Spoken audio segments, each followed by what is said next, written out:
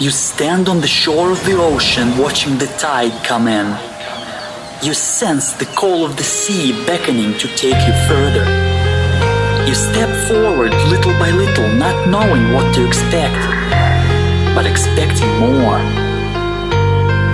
You keep going as the ocean calls you to enter in to deeper waters.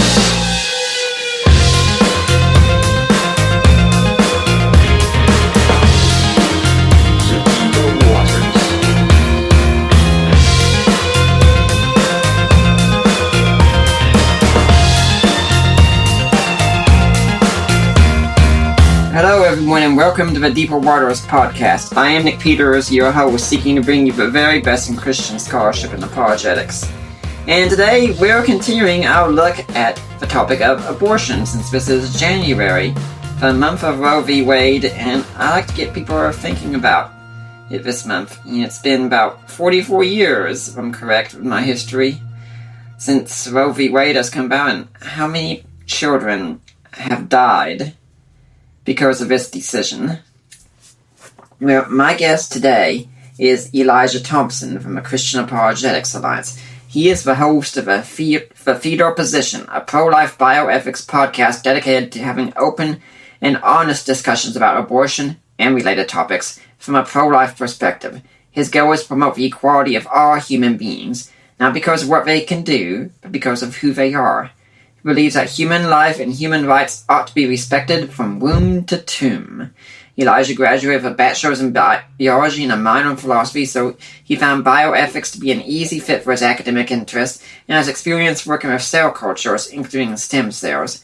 He currently lives with his wife and two sons in Buffalo, New York, and attends a church where he and his wife both volunteer as youth leaders. So, Elijah, welcome to the Deeper Waters Podcast. Thank you very much, Nick. I'm happy to be here. Now, since my audience probably doesn't know who you are, can you give us a little bit of information about how you got to be doing what you're doing?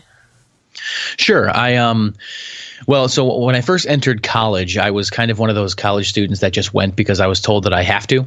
My mom was like, "Oh, you should go to college and do some things in communications, or you need a degree in one way or another." But I didn't really know what I wanted to do, so I was kind of floating all over the place. And I remember kind of being looking back on it now, I remember kind of being lost in most of my beliefs.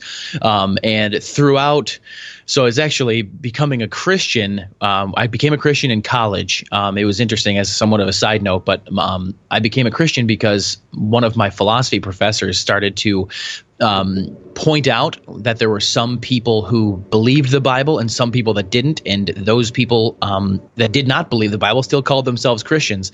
And then he started explaining certain perspectives on Christianity that I was like, well, I think that's kind of silly. He started talking basically about young Earth creationism, which at the time I was not a Christian, and I did not know that anybody believed a young Earth creation perspective. And as being a what I would call now an internet atheist before atheism became a thing and before memes became a thing. Admitting the problem is a first step to recovery.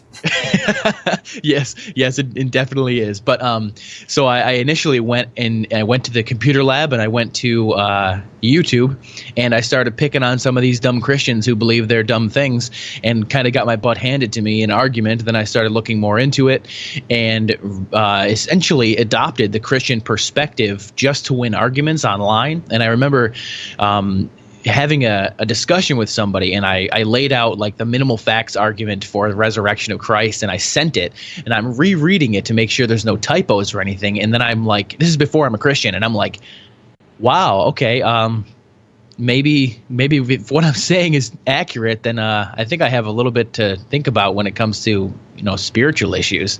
And a couple more steps later, I became a Christian, and then what that inspired me to do is to look more into apologetics. The apologetics interest led me to looking into evolution. Evolution led me into looking into basically biology in general. And at this point, I switched over from my major, which was at the time education, and I became a biology major, mostly because I really was obsessed with like genetics and cell biology and stuff like that. I really liked the microscopic biology stuff. Mm-hmm. From there, I had to go down to being part-time in school for a variety of reasons. And so I wanted to declare a minor. And I was like, well, I don't really want to minor in anything, that's too difficult. Like chemistry. I hated chemistry, but I did, because of my apologetics interest, I did have a somewhat of an affinity for philosophy. And basically I had enough philosophy. I had enough time to be able to minor in philosophy and graduate at a normal time. So I ended up minoring in philosophy with my major in biology, which apparently confused a lot of people because those two things don't seem to mix very well. I think they mix great, but a lot of people disagree. And so near the end of my semester, or near the end of my academic career, I suppose if you want to call it that, during my bachelor's, I took a bioethics class. In the bioethics class, I was actually one of So there were 25 people total in that class, 12 biology students, 12 philosophy students, and me. They opened up one additional seat because the class double dipped. And so that was the guy that understood what a single nucleotide polymorphism was while simultaneously understanding what Aristotelian metaphysics was. And so I was able to kind of help out both friend groups in that class. And I remember there was a discussion. It wasn't like an official lesson or anything like that. It eventually ended up being an official lesson, but I remember having a discussion with a handful of people in that class about abortion. And at the time, I didn't really know much about it. I knew that, as a Christian community, we are generally speaking pro-life. But as far as a defense, I really didn't know. And so having an interest in apologetics and having an interest in philosophy and biology, I was like, well, let's see if there's anything out there that can rebut what some of the people were saying about the violinist and other strong analogies from bodily autonomy. And we'll get into what that is later on in the show. What was that? We'll get into what that is later on in the show. Yeah, most definitely. Yeah, this is just how I got into this. So I started listening to what my opponents were saying, or who I thought were my opponents, and the pro-lifers in the little discussion really didn't have much to say.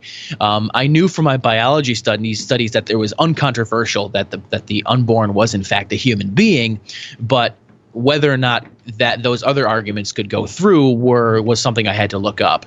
And so what I ended up doing was, at this point, I became a little bit obsessed with podcasting, not podcasting myself, but podcasts other podcasts that happen to exist. And I Googled something like pro-life defense podcast, and I ended up finding a podcast called Life Report that is no longer producing episodes, as far as I know. I've tried to refresh my iTunes feed multiple times because the content was so great, but they're not making anything else now, at least on iTunes. But what I did was there were about 300 episodes, and I went through all 300 episodes in probably about a month because I had a job that allowed me to do it, and I drove pretty far for school. So I just downed all these podcasts. I got to the end, and that's when they were basically cutting off their ties with this because the guy that was hosting it, Josh Brom, he was going in a different direction. So the podcast was kind of stopping. And I'm sorry if you hear something in the background. My wife has friends coming over. But so at this time, I was like, I could re-listen to these podcasts, and I could listen to debates by, with Scott Klusendorf and stuff like that. But I'm like, I need another podcast, and I couldn't find one. I found the 40 Days for Life podcast, but it was more interviews and like activism, and I wanted something that had to do with the bioethics of it. A really strong defense of the pro-life position when they take the arguments from the pro-choicers seriously.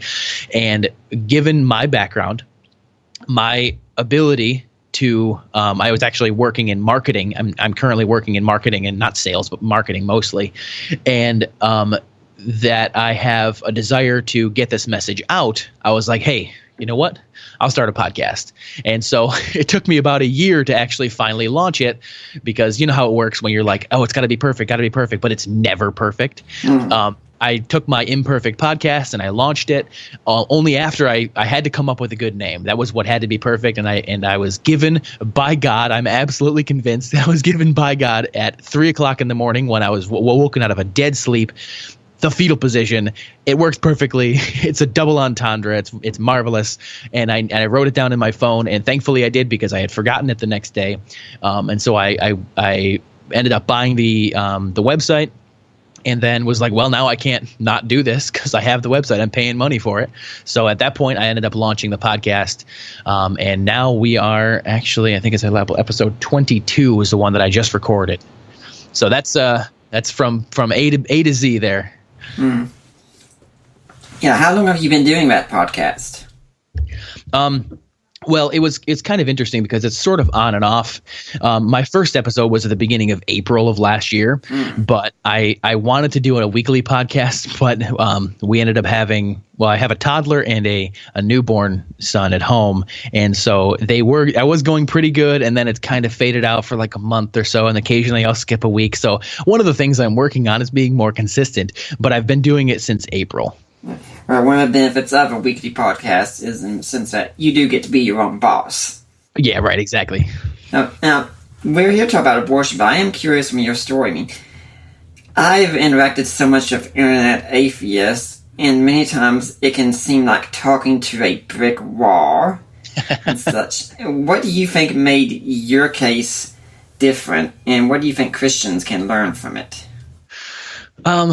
Well, to be honest, I'm not entirely sure. I think a lot of what it was the patience of the people that I was dealing with, and the fact that I was actually willing to be wrong. A lot of times, you can be as patient as possible, and the other person can be as smart as possible or whatever. But if one of the two people are just going to disagree and no one is willing to be corrected, then it's not really going to work out super great. And plus, at the point where I wasn't really emotionally invested in either thing.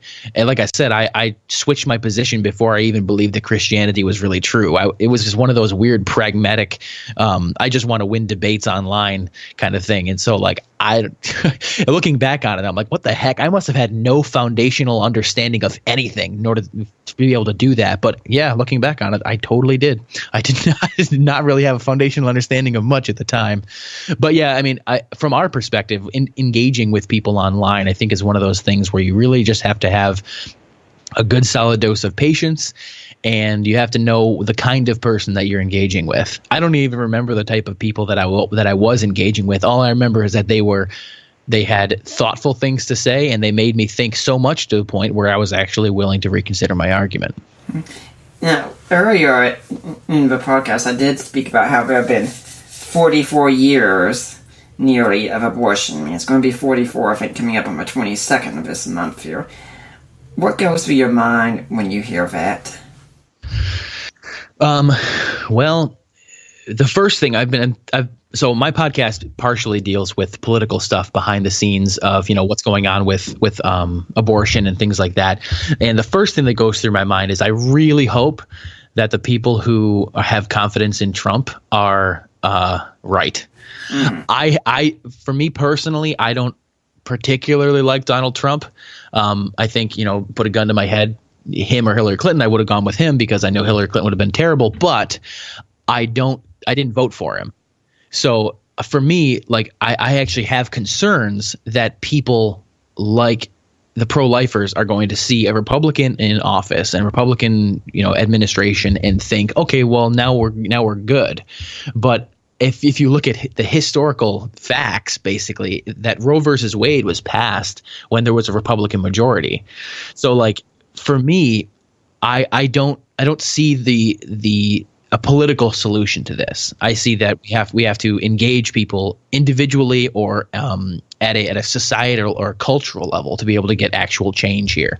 So when it comes to actual Roe versus Wade stuff, I think the primary thing that comes into my mind is, first after politics, is just the confusion and the sad state of our nation where we're defending this atrocity where we're slaughtering millions of unborn children by the year, and like it's legal, it's on the books, it says, hey, it's fine, no big deal.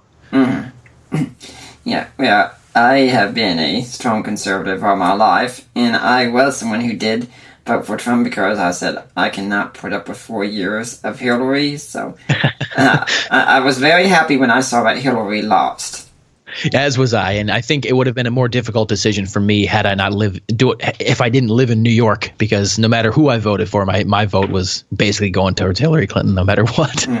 Well, at the same time, I mean, I do have some high hopes. In fact, I saw Ravi Zacharias at an event this week, and I heard him saying to someone else that he knows Mike Pence and he thinks highly of him and such, and that gives me some hope. And I think Mike Pence is definitely a stand-up guy and such. Yeah, he's definitely a good one on abortion too. Like if we're just specifically talking about this, I have much more confidence in Mike Pence than I do about Donald Trump when it comes to this issue. And at the same time, I mean, let's suppose everything that we're hoping for is right, and we get some good pro-life judges there who are able to overturn Roe v. Wade. My fear is the church will say, well, okay, battle's done. Let's pack up and go home, and say, no. The battle is just really getting started at this point, and there are still people out there who are going through what we would call crisis pregnancies, and there are still people with bad ideologies out there, and if we don't win the battle now, then a few years down the road when a Democratic president comes in and decides to appoint some pro-abortion judges, well, geez, everything gets overturned that we worked for. Right, exactly. Like there's too much. It's good on one hand where government is meant to be changed and we can change things that are bad, but at the same time, with people with disagreements, people are going to change things. So we can't just rely on political change. While it is important, because if you look at the statistics of abortions, there was an average of somewhere around 300,000 before Roe versus Wade. And actually after Roe versus Wade, I think in the late 90s, it went up to almost 1,600,000. So the law definitely does change, which is why I think it's good for us to work in the political realm, but at the same time, don't rely on that exclusively. Now, when you said 300,000 and 1.6 million, that's a yearly basis, right? Correct. Yeah, it is. Yeah, my thinking is that it's better to have a government that will stand alongside us and work with us, but the government can't be our savior under any circumstances. Right, exactly. Now, how do we go from here then? I mean, a lot of people are going to look and say at this point, well, we got those pro-life judges coming in, and we leave it to politics, and there's just not much else we can do at this point. Well, that's a defeatist attitude, I suppose. It probably wouldn't be all that great either, because right before Trump was elected, I got a pro-life podcast, so I'm going to keep going. But so what I think we can do most is figure out what exactly it is the people that are advocating for abortion believe, and try to figure out how best to respond to those. So I have two directions that I've been going with my podcast. The first one is to talk about the philosophy and the science behind abortion. A couple of my episodes are laying a pro-life foundation, trotting out the toddler, rehumanizing the unborn, things like that. But I'm actually starting something. I just laid this out in my most recent episode, where I want to get people who have experience with abortion, whether or not it's that a woman has had an abortion, it's a man whose significant other has had an abortion, someone who has performed abortions, worked in abortion clinics, and I want to get them on my show to actually talk about their experience. Because in my experience, I've noticed a lot of people, when confronted with the scientific evidence that for the humanity of the unborn and the philosophical support for the personhood of the unborn, instead of dealing with those arguments, what they'll do is they will default to a personal story. They'll say something like, well, my cousin was raped or something, and without the ability to have an abortion, you would have forced her to have the baby. And I'm like, okay, we can talk about that single situation, but that single story does not change the philosophy or the biology behind what the unborn is and how we ought to treat them. Yeah, but we do have to admit, Sandy, it does have a good emotional grab to it, and as we've seen from this recent election, although it didn't work too well, but many times it's thought that if you can accuse your opponent of being XYZ, the accusation is enough. It doesn't matter what the facts are. And like I said, that strategy didn't work too well this time, but for many people it does work. Oh, yeah, without a doubt. And that's one of the reasons that I want to bring people on to talk about their stories, to give an emotional bend to it, because the pro-life case is not just intellectual, as often as I kind of seem to forget that. But there are real people that do go through these things, and there are real women, real men, real children who have been harmed by abortion procedures or by the abortion industry. Mm-hmm. something that I remember thinking about back in the days when I was single about abortion and such is, I'd look around and I'd wonder which woman out there could be my wife someday. Such every now and then I'd wonder how many more options I'd have available to me if abortion wasn't a reality today. Yeah, seriously, that's a real consideration too. Like, there's probably a whole bunch of people that would have been very good friends with us had they not been killed so early on in their life. Right. At the same time, though, I think we have to be very careful when we make they could do X, Y, Z, because, it's important that, they could do X, Y, Z. The child that you aborted could have been one who cured cancer, but then someone would say, well, it could have been the next Adolf Hitler. We don't know. Right. But the thing is that your position is, it doesn't matter what they do so much, it's who they are that makes them worthwhile. Right, exactly. There was a discussion that I saw probably about a month ago on Twitter where people were going back and saying, you could have just aborted the next, I think they said Johnny Cash or something, so a good musician that they liked, and the other person said, well, maybe it was the next Joseph Stalin that was actually aborted, and I'm like, okay, no, because I'm not going to be the person that speculates about the future and then punishes someone preemptively before they do something. I think that's extremely dangerous. So instead of doing that, how about we give every human being, we respect their right to life, allow them to be born, and then if they do something great, celebrate it. If they do something terrible, punish it. But we can't be in the business of making determinations about whether or not abortion is right based on what the potential child could do or could not do. Because at the end of the day, our value is not found in what we do. It's found in who we are. And along those lines, I'd like to comment on something you said also about how the intellectual arguments. There are so many people who will say, once you prove life begins at conception, well, then your work is done. But then my in-laws gave me for Christmas an Amazon Tap, what I'd ask for, which I'm thoroughly enjoying. My own parents gave me Final Fantasy 15. So those two work together, because I sit down, I have my tap, I turn on a podcast, and I listen while I do some gaming. And I've been catching up on Unbelievable, another great podcast. And I heard Peter Singelman doing a debate with Richard Weikart, and how he said, I am happy to grant the pro-lifers are right, human life begins at conception. Now, a lot of pro-lifers would look and say, yeah, alright, we got it. This guy believes human life begins at conception. This is a great quote, and yeah, they're right. But then it can also put him in a difficult position because you say, okay, what do you say then? Because he says human life begins at conception, and it's not enough. Right.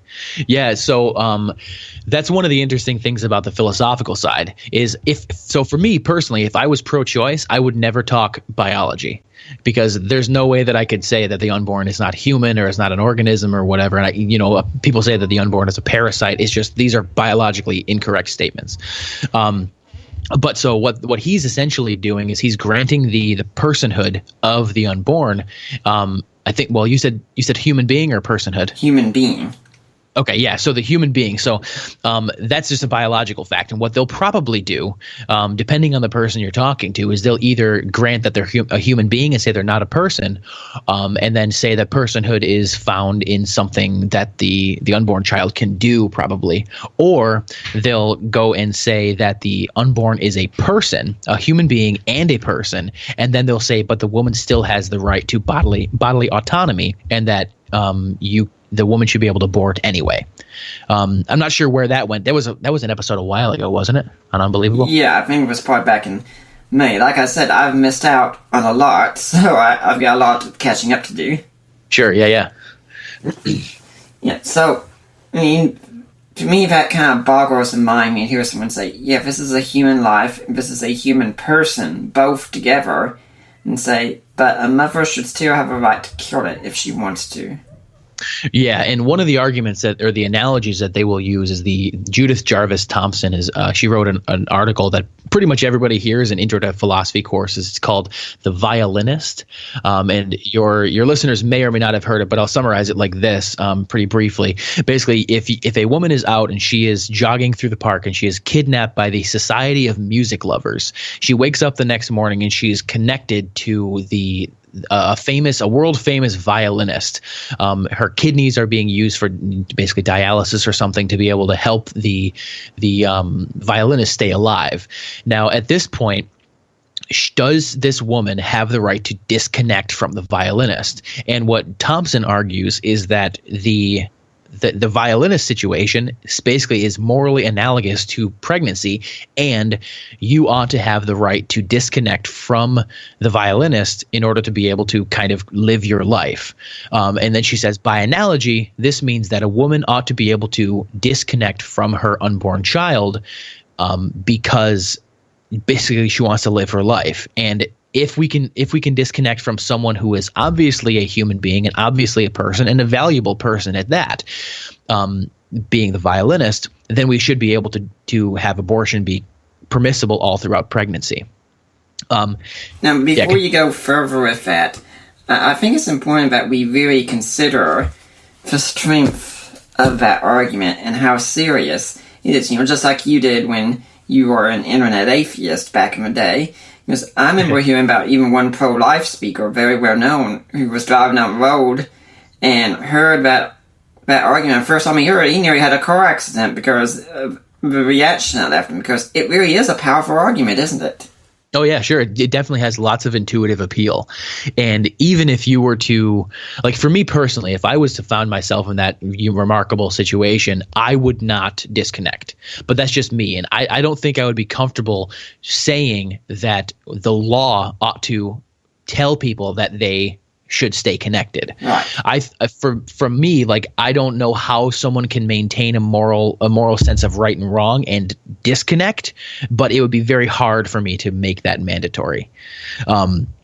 So I actually did a series on this is a category of argument called the bodily autonomy arguments. I did if your audience wants to hear the much more detailed version of this argument, I went over it in episode 7. So there's an argument for abortion that basically says if you can force a woman to be pregnant, then you can also force somebody to donate an organ or donate blood or something. I cover that in episode 7, and then episode 8 I cover bodily autonomy.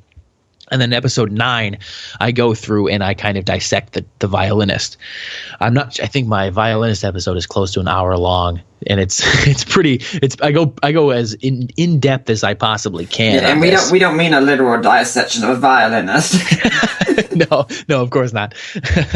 I don't know if I'd be allowed to do that. Although, hey, if I was still in school and there was somebody who donated the body, maybe I did.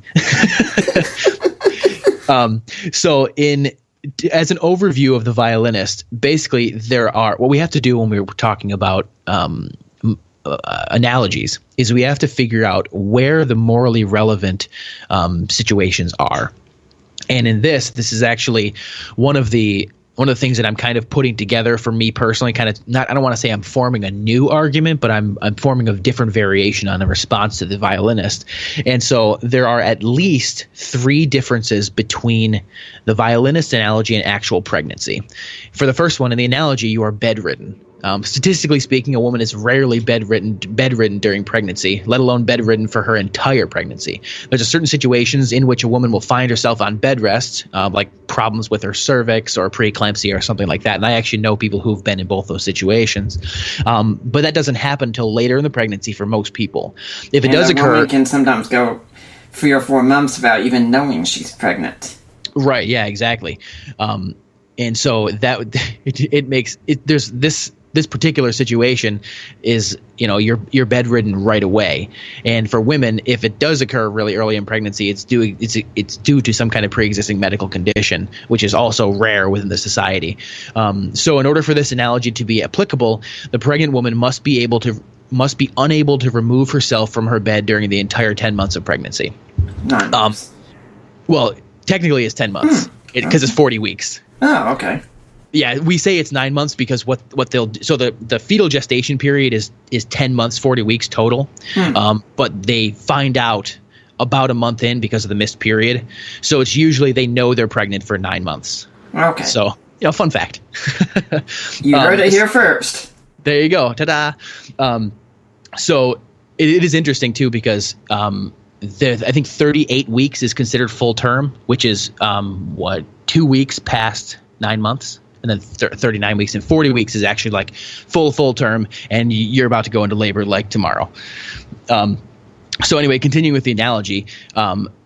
So in the analogy, the person connected to the violinist is not responsible for being connected. So again, in the vast majority of cases, the pregnant woman has consented to engaging in sex. One of the possible consequences of engaging in sexual intercourse is the creation of a dependent human being. That's just how this thing works. Yeah. That gets into what's called the responsibility objection, but I think it's important to point out that we as a society recognize the responsibility objection as legitimate. If you're responsible for causing someone to be in a dependent state, you have an obligation to them that goes beyond the obligation you have to someone else. Yeah. Even if the other person is in a dependent state, but placed into dependency by somebody else. So like the fact that they're dependent pretty much means we have a pretty significant moral obligation to them. I was reading a book, I think it was either Scott Klusendorf or Trent Horn, I forget which book, but they laid out this interesting situation where if you go into a room and there's a big button there that says, press this button for 37 minutes of pleasure, there's a 7% chance that a baby will pop out of this tube and it'll be your fault. And if you walk up and you say, 37 minutes of pleasure, I like those odds. 10 or a 7% chance of a baby? Huh. Okay. Well, at this point, I would think I'm not really at the point right now where I'm willing to have a baby. So maybe I won't have 37 minutes of pleasure, but we know that some people do in fact go up and they hit this button and then a baby pops out basically a 7% chance of baby popping out. Now, if you walk up and you touch this button and you receive your 37 minutes of pleasure and then a baby pops out, you can't just say, well, I only consented to having this 37 minutes of pleasure. I didn't consent to having this baby pop out of this slide. And that's actually one of the things that a lot of people will say is they'll say that they consented to sex but not consented to pregnancy. Oh, yeah. And I have to laugh because I'm like, what do you think sex does? Like, I understand that it's pleasurable. I get that. Yeah. But like our bodies were designed to fit together in a certain way, and we do certain behaviors that result in babies. Like it would be like someone saying, well, I consented to eating McDonald's for 3 meals a day for a full year, but I didn't consent to getting heart disease. Okay. No, I was kind of thinking, I consented to kissing someone with mono, but I didn't ask it for disease. Right, exactly. I knew that you had that disease before I had sex with you, but look, I didn't consent to that disease, so so there's an immorality here. It doesn't make any sense. Mm-hmm. So continuing on with the analogy, so basically at this point we have someone who is bedridden and who is not responsible for the violinist to being connected to themselves. So in order to make the analogy parallel, morally relevantly parallel, the pregnant woman must have to be a rape victim because she did not consent. Would have to be a rape victim who subsequently became pregnant, and she must immediately go on bed rest for the entirety of her pregnancy. So for me, I'm like, okay, that lowers the statistics of this particular situation to less than 1% of people, because you'd have to have some kind of like pre-existing medical condition that if you get pregnant, then all of a sudden you have to go on bed rest and you're raped. Like, I know rape is a terrible thing, and I think in our society, our rapists ought to be punished much more than they are. Oh yeah. But statistically speaking, a pregnancy or a rape that ends up in a pregnancy is a very low percent. Right. So the third thing. Let me ask you something at this point. Something that I've kind of considered this is, what would you think if someone came out with a law and said, okay, we're going to have this law be that abortion is going to be illegal, except in cases of demonstrable rape, incest, or real harm to the mother? Okay, yeah, and actually this is the position that a handful of Republicans take. For me, I only make the exception when it comes to life of the mother. And I don't mean like health of the mother, where the mother might be a little bit sad or whatever if something happens, but actual life of the mother, where something like an ectopic pregnancy happens, where the fertilization of the egg happens not in the uterus, or sorry, because it always happens in the fallopian tube. But if the implantation happens not in the uterus but somewhere else, that is actually a life-threatening situation. And in that case, we have a moral obligation to look at what can we do here. We can either have the woman and the baby die, because the baby is going to cause the mother's life to be in jeopardy well before they're viable. So we have two deaths, or we surgically abort, because you have to go really far in to be able to find the baby and stuff, and then we can end up losing one life and saving the mothers. I think that at a very basic moral level, everybody understands that losing one life is better than losing two. So for a life of the mother situation, a realistic life of the mother situation, I think that we have a moral obligation to save the mother. Mm-hmm. The rape and incest I think they're emotionally or rhetorically powerful arguments, but one of the things that I've noticed when I see people who are either a result of rape and they're born, is that their life is no less valuable because of how they came into existence. The same thing with a child born of incest, or a child conceived in incest. Just because their situation of conception was rough doesn't make them any less of a human being or any less of a human person.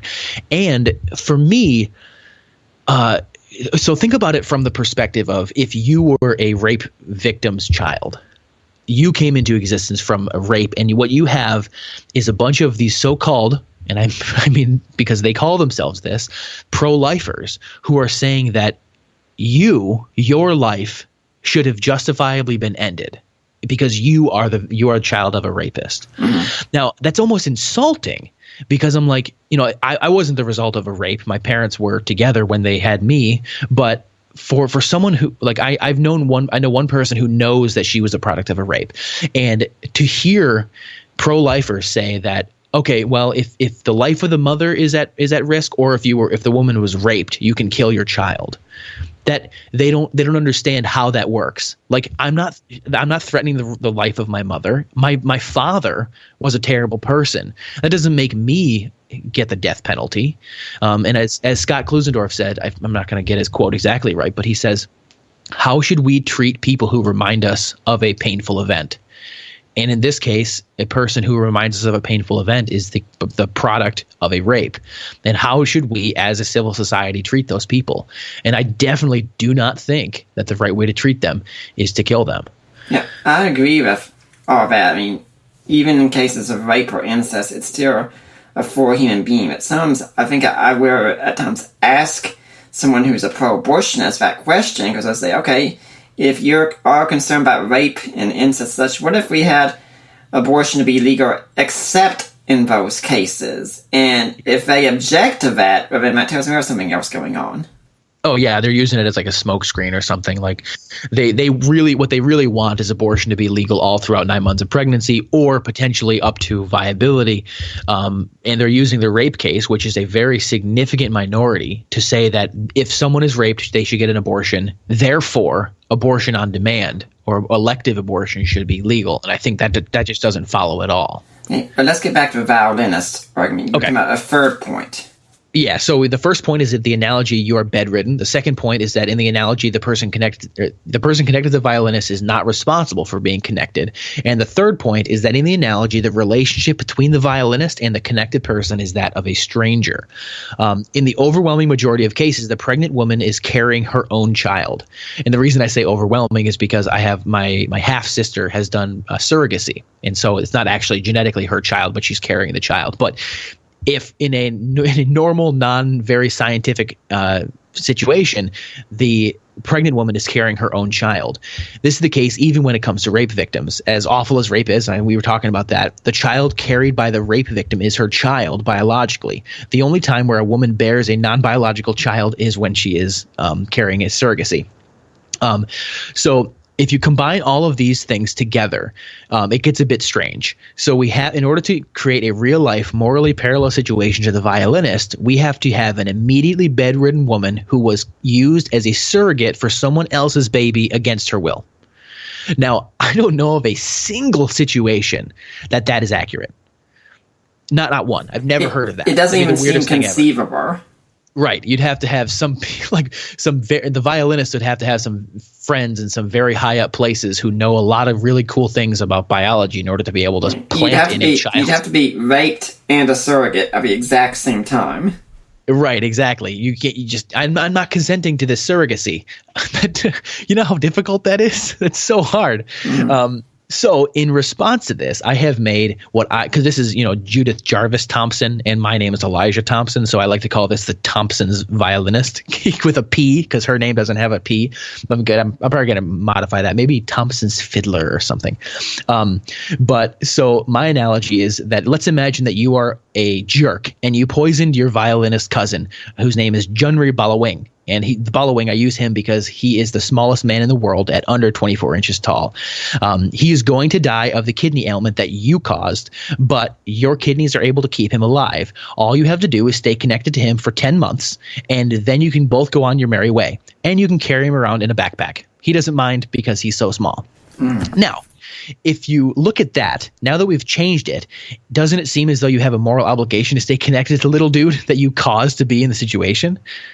It just seems obvious to me because, you're the reason for it, and he's small enough for you to carry around, and you're not bedridden. And you volunteered to do it. Basically, he's related to you. His existence doesn't cause you to be bedridden, and you're the jerk who caused him to be dependent. You certainly have an obligation to stay connected that he doesn't die. And so for me, that's how I approach the violinist, is to point out the moral parallels that are not actually morally parallel. And then I bring it in to say, hey, this is actually a morally parallel fiddler example. Do you have an obligation here? And then the answer seems obviously yes. I'm curious if you've published this article or anything. Well, actually, so this is if you go to my thefetalposition.com/9, this is when I talk about this, but I'm actually recording an episode probably when I get off with you today that goes more into this specific argument, because I actually didn't say this in my episode 9. I just published it on my blog.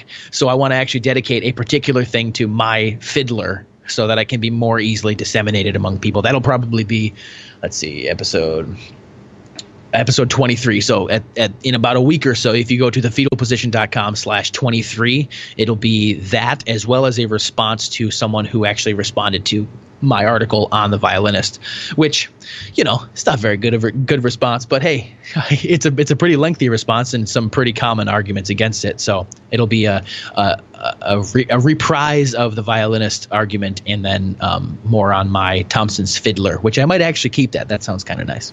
Whenever I think about this kind of thing, I think it gets back to what you were talking about, the whole 37 minutes of pleasure thing. Yeah. And such. It's that I think if this issue wasn't concerned with sex and having people perhaps have to go without sex and such, or have consequences for having sex, it wouldn't be an issue. You're probably right about that. Because if you think about, I don't know. It might depend on who's doing what they think about it. But definitely one of the things that is a motivator for this is sexual freedom, the ability to kind of have sex without any sort of consequences. But if you think about, I've actually asked a pro-choicer this. I'm like, well, what if there was no sex involved, and what if we just made a couple embryos in the lab just so that we could kill them? And she goes, well, you mean like using it for research? I'm like, no. I'm just going to kill them. I like creating embryos.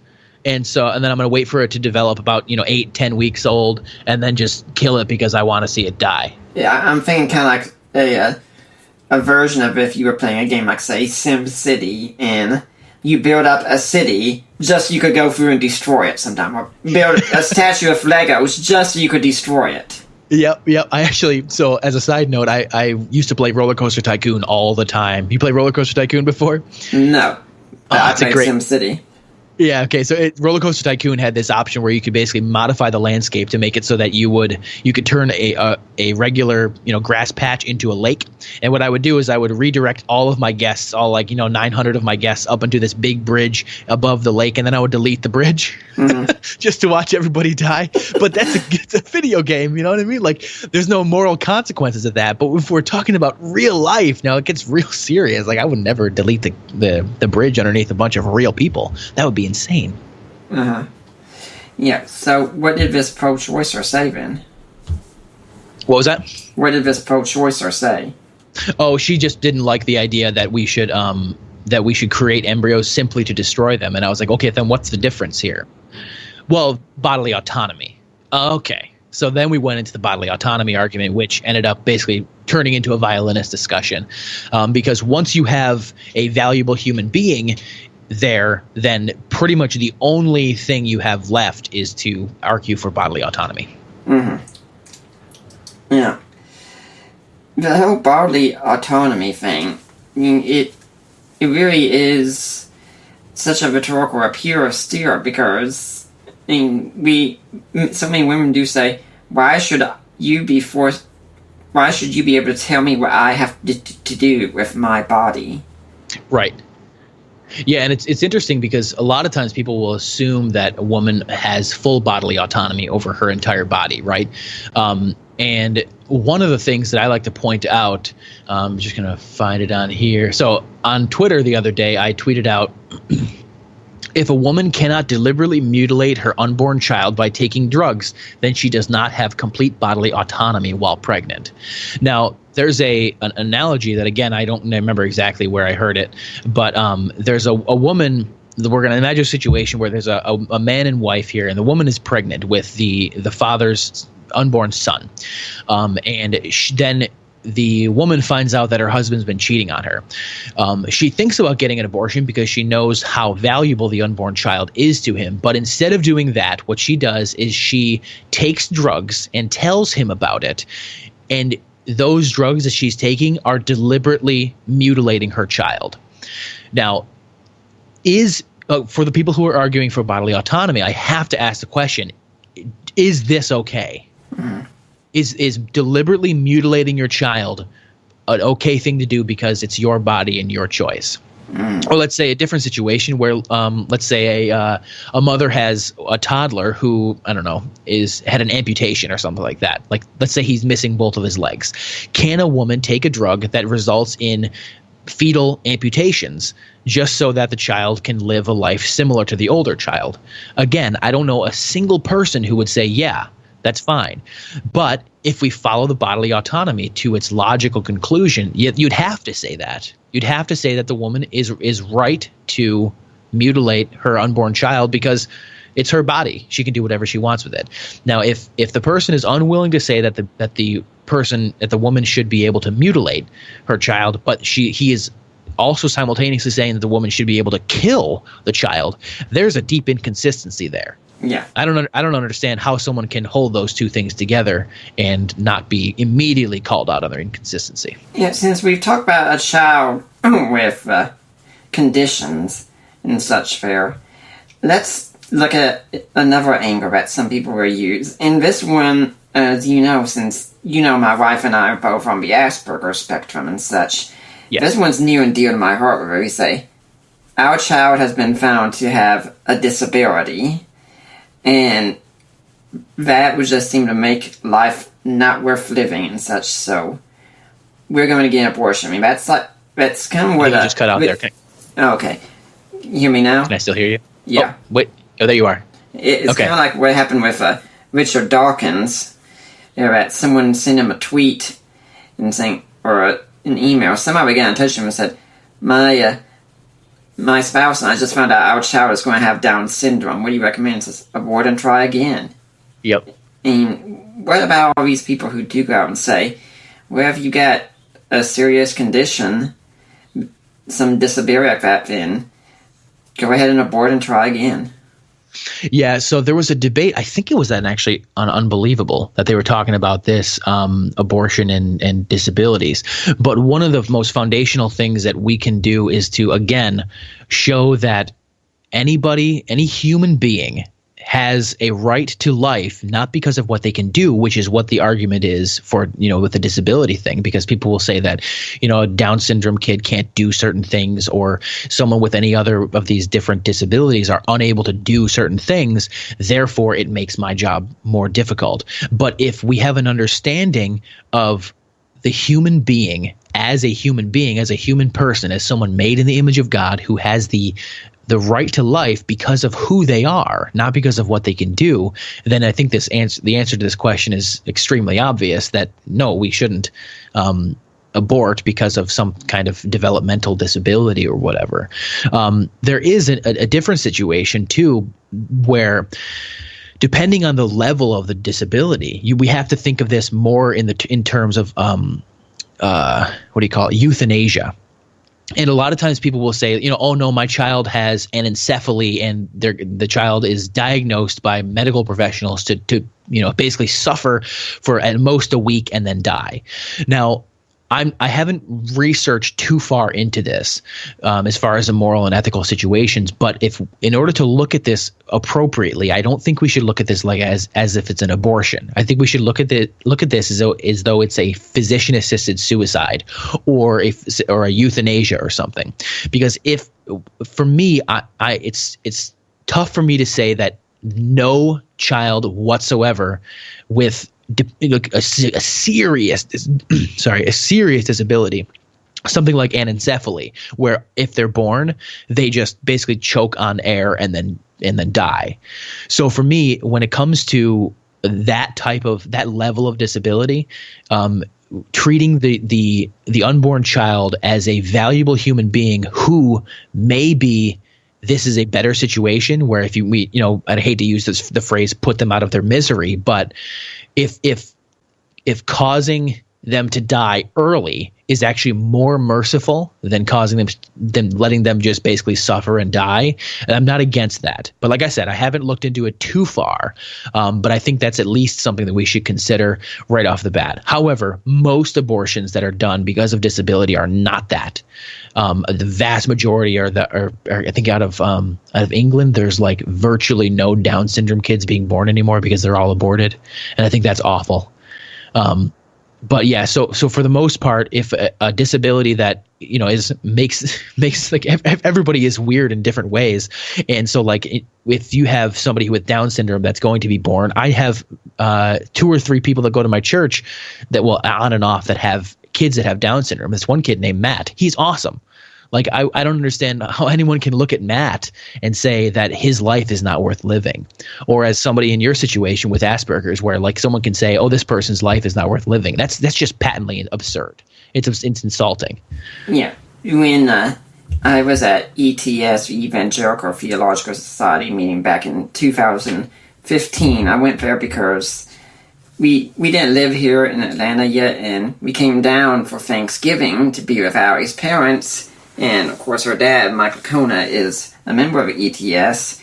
And we came down early because I said, hey, I want to go with you to ETS. And so we arranged that. And when the night's fair, Scott Ray gave a great talk on the prolife position. It was a big banquet for everyone to listen to.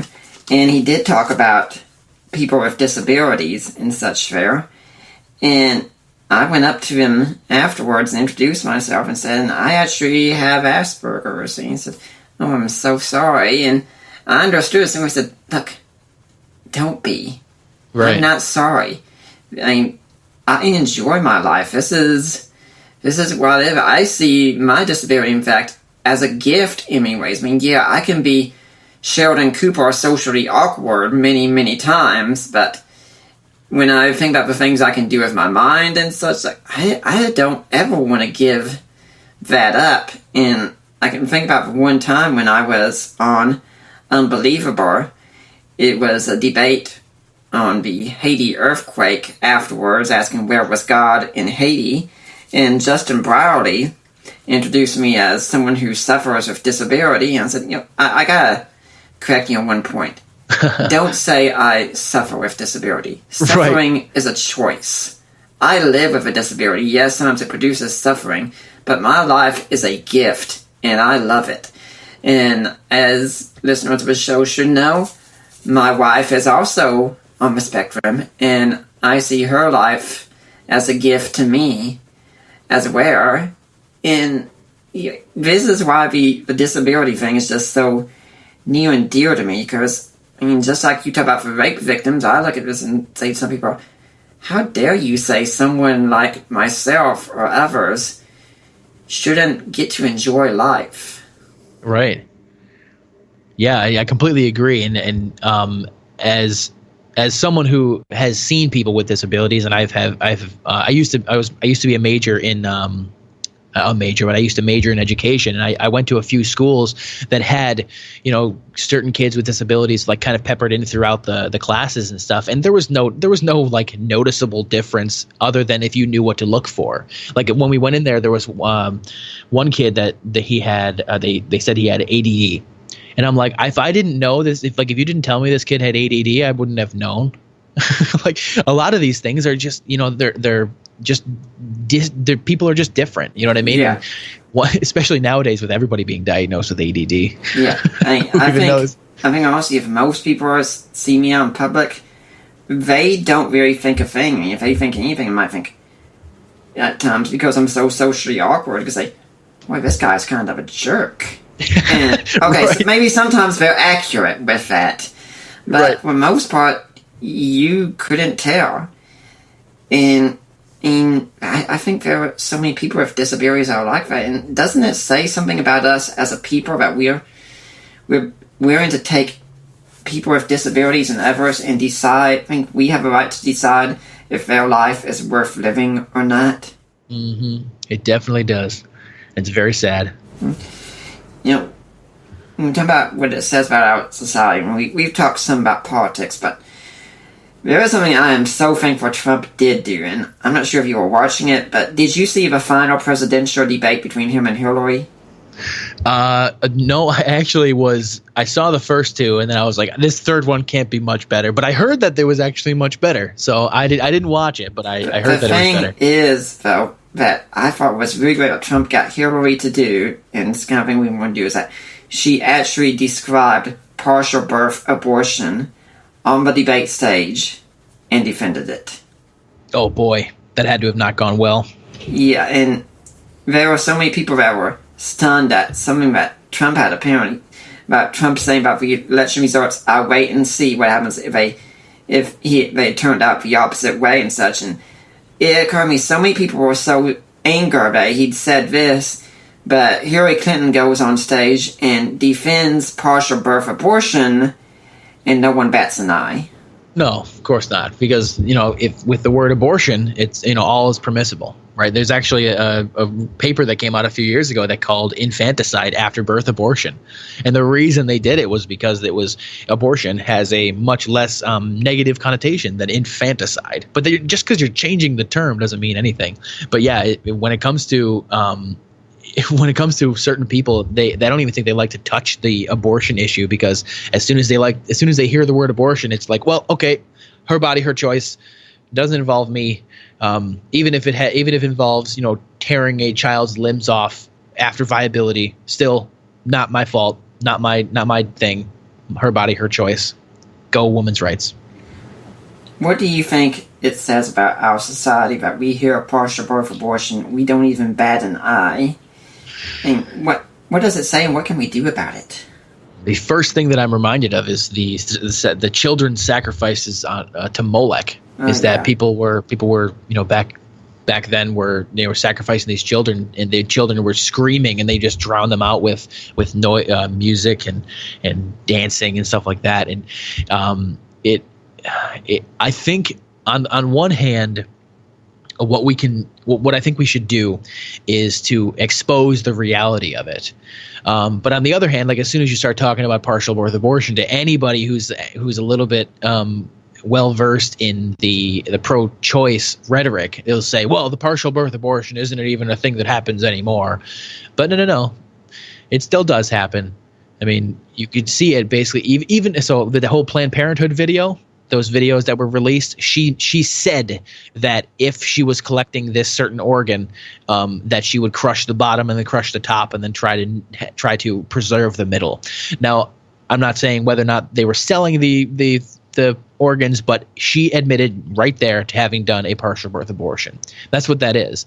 And for me, it's very confusing because if you were to pull a baby out of the mother's womb and then rip his limbs off, that would be something that absolutely no one would try to justify.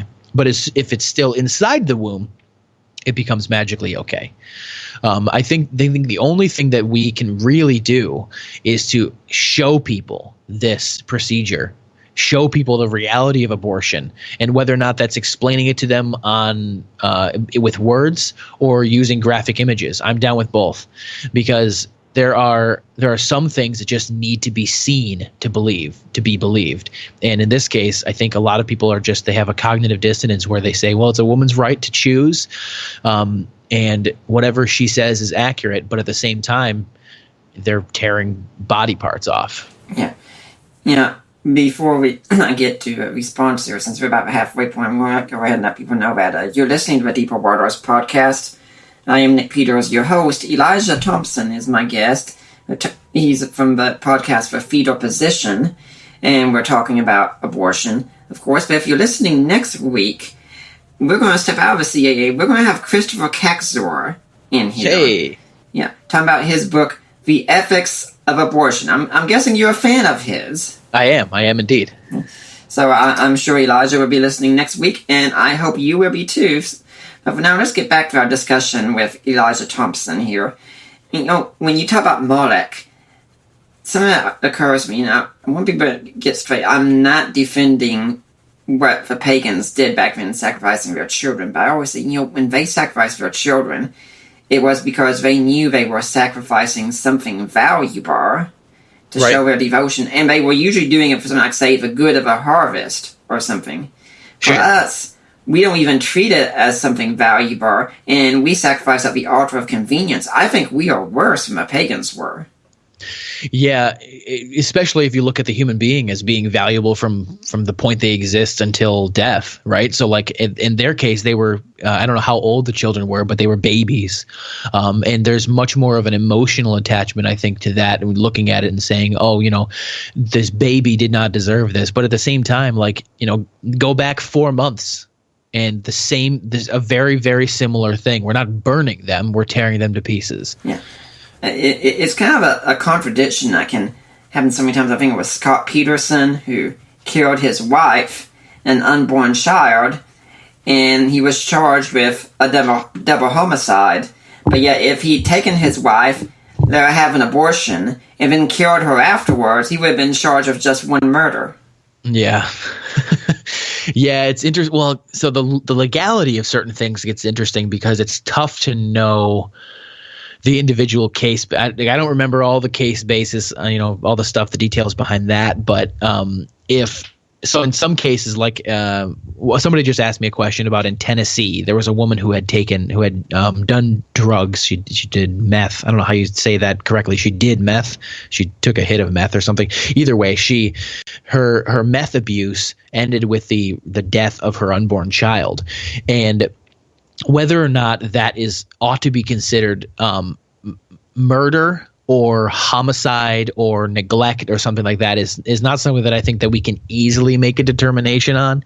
But yes, there is definitely something there, something fishy going on when if there was an analogy that I heard where if it says if a woman is driving to an abortion clinic and then is in a car accident and the baby dies, then the person who hit her would be charged with a homicide, even if the person that hits her is the abortion doctor who's about to perform an abortion. Right.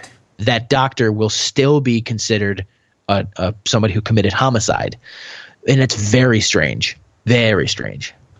Yeah, I've heard these kinds of stories about parents who have children just abandon them, dump them in trash cans, things like that, and I just sarcastically say, well, it's a shame here they are being convicted of a crime. They could have just gone and killed a child in a womb, and all of a sudden everything would have been okay. Yeah, it would have been perfectly fine. There's no problems with that. Mm-hmm. You also talk about how showing this kind of thing, and I can agree with you. At the same time, I do want to be careful here because, let's face it, there are some, and maybe this is part of the problem, but it's been said you can show pretty much anything on TV today except an abortion. And, I gotta tell you, Elijah, if you were giving a talk somewhere and you said, now we're going to play the silent scream so you can see what happens, I'm not saying the video is bad or anything, but I would step out of the room. I can't even see a paper cut without feeling sick. And I'm not going to be able to watch an abortion taking place like that. Yeah, and I completely agree, which is why I think it's important for us to have discernment on when we use these graphic images. For me personally, I have never actually used them, but I've seen them used correctly and I've seen them used incorrectly. One of the incorrectly ways that it's being used is it was held there was a video on a very large screen or on maybe it was a poster. It was a while ago that I saw this, but it was something being shown to people as they were walking out of a building. Now, I get what they're trying to do. I understand that it's something that you have to call attention to, but at the same time, like, murder is a bad thing, homicide is a bad thing, but we don't go and show, or let's just say suicide. Suicide's a bad thing. We want to get people to not commit suicide, but we don't show the splattered remains of somebody who had just jumped off of a building. We don't hold that up and say, look at this, to people who are unsuspecting. Now, on the other hand, I am thinking, though, that where our society watch, because my wife told me just the other day she heard a story about a 12-year-old girl who committed suicide on Facebook Live. Oh, yeah, I heard about that. Yeah.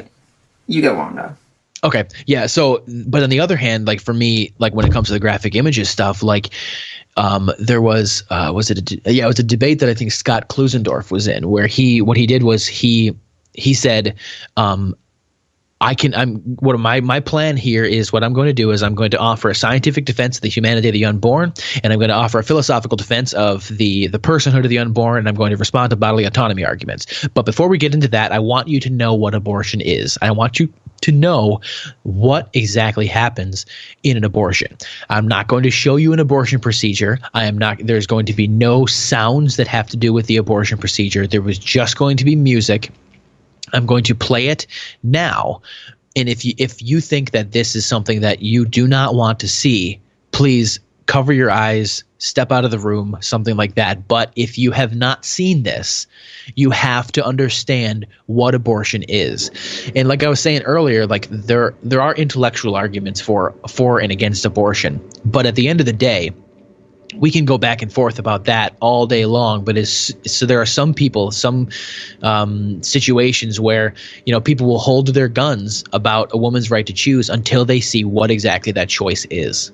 And if that choice is to dismember a child in the womb or something similar to that, like not an afterbirth abortion, but like a late-term abortion where the child is born dead, I think one of the things that they have to do is see the results of the things that they're advocating for. In the same way that back when slavery was being debated, I forget his name, the guy that was advocating for one of the guys that was advocating for abolition of slavery used graphic images of slaves being beaten or having missing limbs, things like that. And the people that were arguing for slavery had to stand up in front of a group of people and say, this is okay. And I think that's the same thing that graphic pictures do, is that if you're doing it in a crowd and you show a graphic picture of an abortion, and that essentially means that the person who is arguing with you has to look at that picture and say, I am essentially proud of this. I think that this is something that ought to be considered, if not good, definitely amoral. There's nothing immoral about this. And I think that's one of the things that we can easily bring shame onto a type of person who argues for that. Yeah, I think an analogy that came to my mind when we talk about this is that the civil rights movement, which we'll be talking about a lot this weekend, no doubt, one of the big things that helped prepare it is when you had these black families and people marching down the streets, and all of a sudden a police chief turned a big fire hose on them.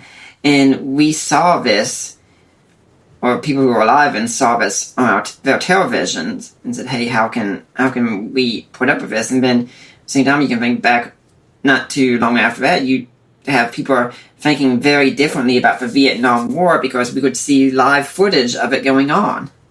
Right. Yep. Most definitely. And that's like all the videos and stuff that are being shown around on Facebook about the situation in Syria, all the kids being buried underneath buildings, things like that. Like, you can know what's going on at an intellectual level, but it's much different than it would be experiencing it in a whether or not you're there or just seeing it on the news. And at the same time, though, I do agree with what Scott did, though, with saying that, I think this should be essentially part of it, giving a warning beforehand. Yeah, and I'm not one typically who needs a trigger warning on things. Like, for the most part, when somebody, this shows a regular male-female relationship, trigger warning, I'm not for that. But when it comes to things like that, yeah, like, people are legitimately disturbed by it. Like, for me, blood, like I think you're similar to this in that you're not exactly a fan of blood. No. If I see blood in real life, like I can see it on movies and stuff like that, but if I see blood in real life, I get lightheaded, which is very strange to me. Yeah. Like, it never used to happen, but it's a recent development. Yeah, if my family sits down, Allie can like to watch war movies, so her parents, because her parents like the history and such. I will be putting up my Kindle or something the whole time because I do not want to see any of that. Right, right. Yeah, there was something I was also going to ask you about your show here, and I just remembered it. Something you've said about your show is that you consider your show to be a secular show. And, a lot of people say, but geez, if you're a Christian, don't you think people should know that? Are you ashamed of being a Christian? Oh, yeah, totally. No, not at all. The reason I chose to do a secular show is because one of the things that I've noticed a lot within the pro-life community is that there's pro-lifers all over the map. Mm-hmm. I'm actually in a pro-life group right now where a significant portion of them are progressive atheists, but they're pro-life.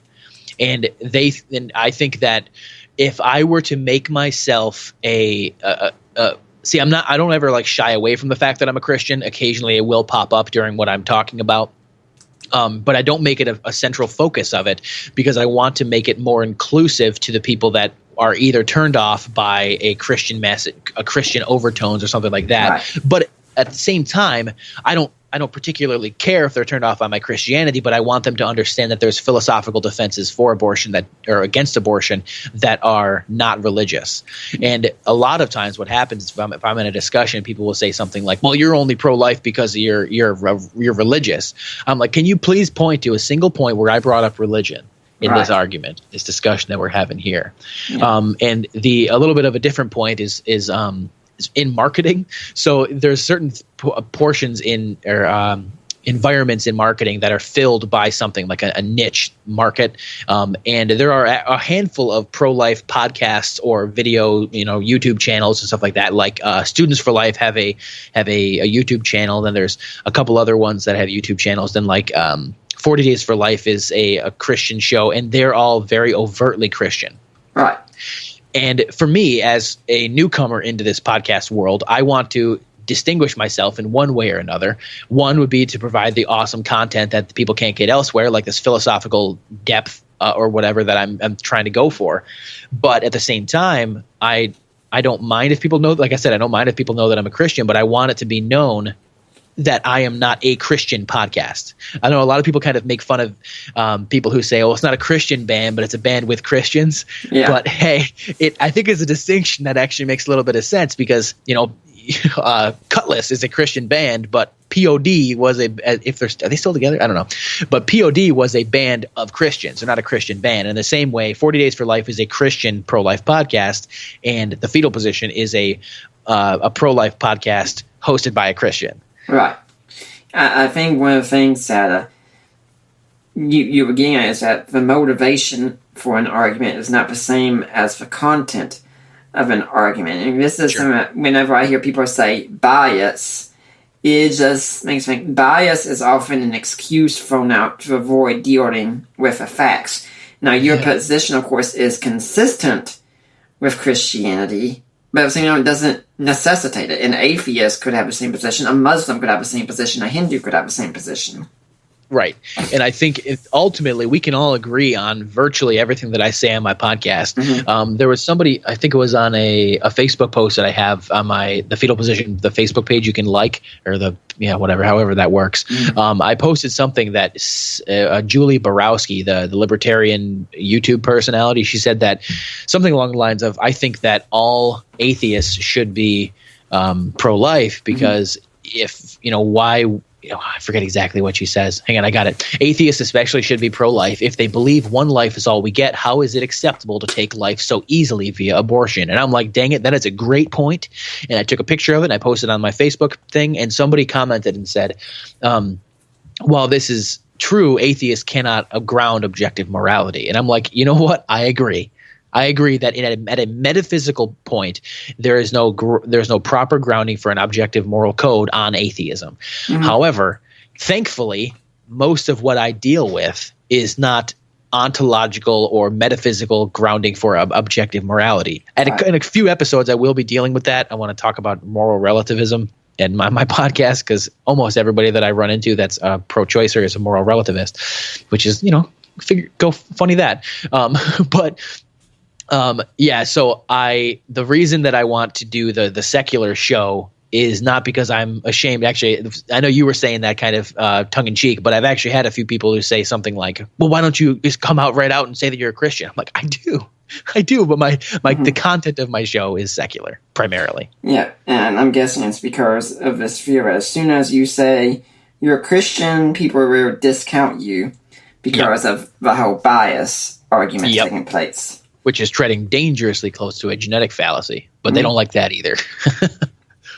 I like to tell people, when we're talking about history, biology, philosophy, anything else, the rules of how we do it are the same. Even if the motivations we come to it with and the conclusions we reach are different, the rules are still all the same. Most definitely. Mm-hmm. I've got another quote here from an atheist on abortion. As soon as you mentioned that one, it got me thinking about this one. And this one says, as for abortion, it is a crime against humanity. How can anyone claim the name humanist and be pro-abortion? Beats me. I'd love to see Roe v. Wade repealed. Evidence-based policy is the last thing progressives really want.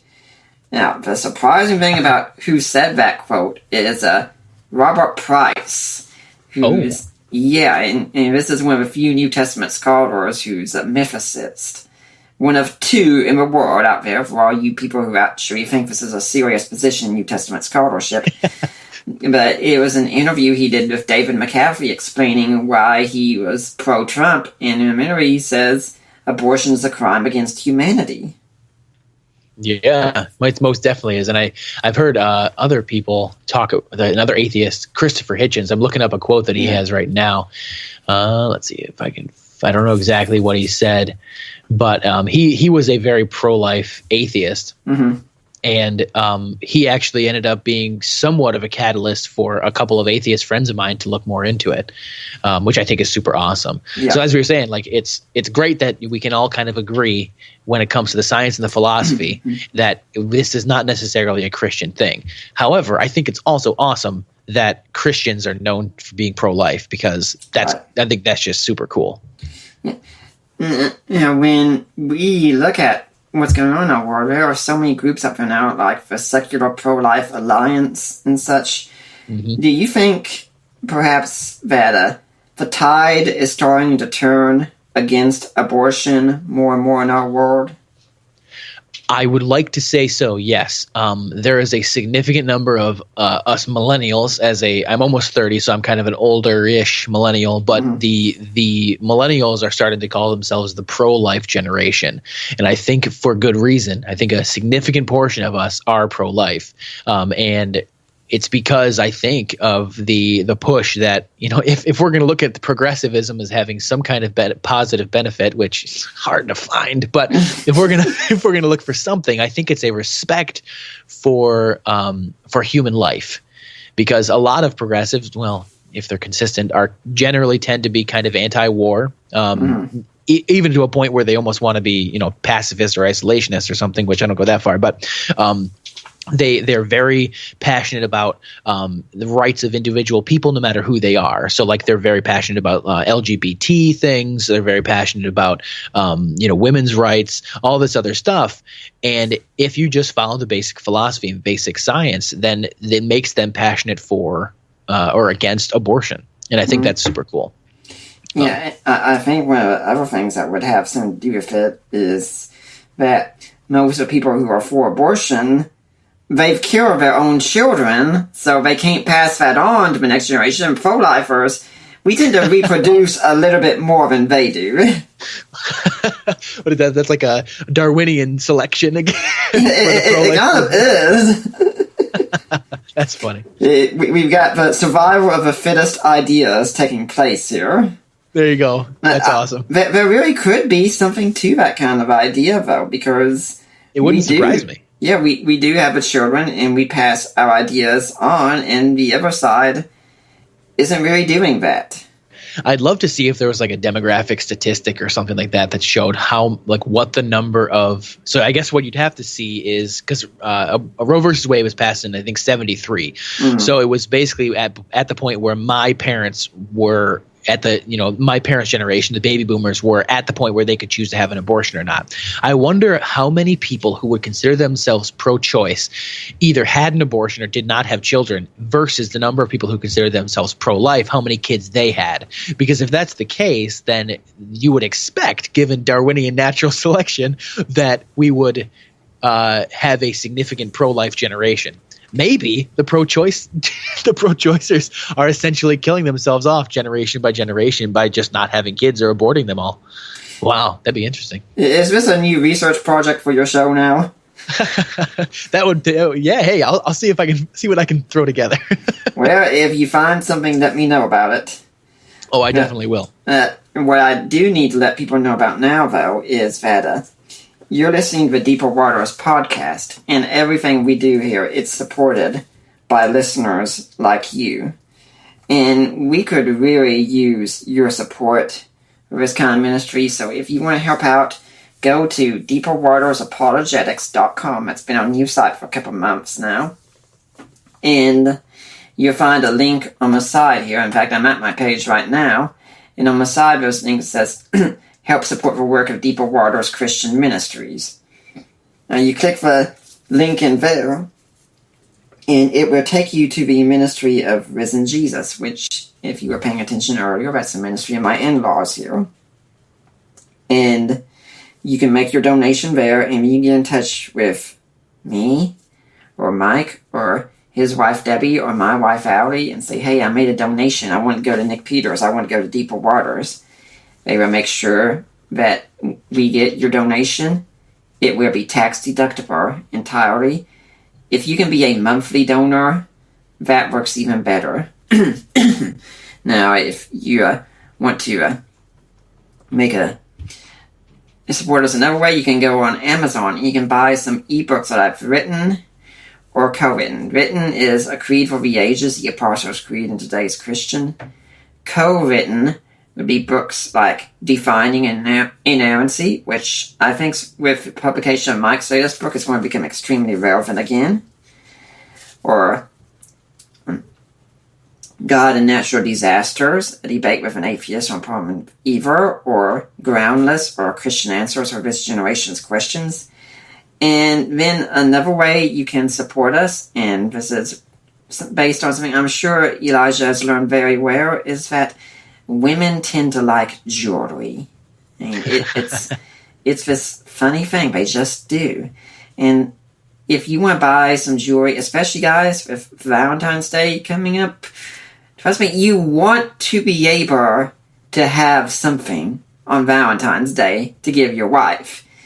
If you don't, you'll probably be in the doghouse for a bit. And then you'll have to buy her something anyway. Yeah. So if you want to, go to my website then, here, and go to the link to purchase jewelry. The access code is LOVE. My friend Lena Klester handles that.